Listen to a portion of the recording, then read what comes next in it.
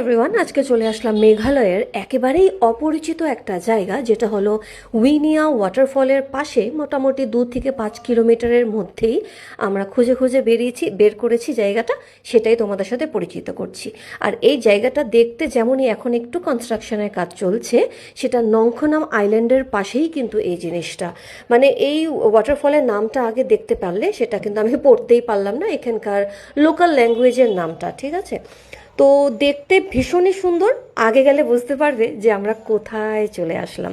সিঁড়ি আছে, এখানে পুরোটাই জঙ্গল ছিল। আর কিছুদিন আগে একটা স্নেকের ভিডিও দিয়েছিলাম, একদম পায়ের পাশেই একটা গ্রিন কালারের সবুজ রঙের একটা বড় একটা সাপ বসেছিল, যেটা আমি ভেবেছি গাছের পাতা। আমি কিন্তু ওইখানেই দাঁড়িয়ে আছি, ফট করে সরে গেলাম আর একটা ভিডিও ছট করে নিয়েছিলাম। শুনলাম নাকি ওই সাপগুলো মানে লাফায়ও, আমি সেটা জানি না। আগে দেখো বাঁশ গাছগুলো এত সুন্দর লাগছে, আর খুব সরু সরু ছিল বাঁশ গাছগুলো, আর দেখতে ভীষণ সুন্দর। যতটা আমি ক্যাপচার করতে পেরেছি, কারণ সিঁড়িটাও দেখতে হবে, নিচে পড়ে গেলে তো আর মুশকিল আছে। আর ভীষণ গরমও লাগছিল।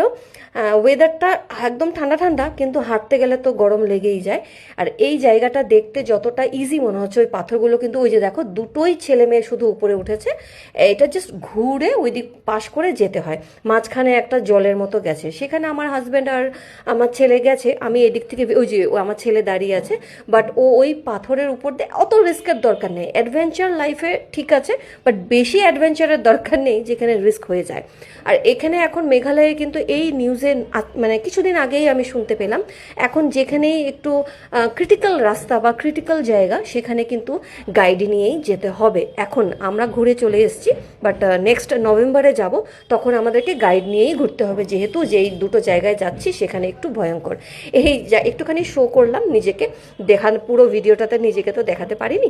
এই হলো আমার ড্রেস ছিল এই দিনের জন্য। কেমন লাগলো অবশ্যই জানিও ভিডিওটা। Thank you so much.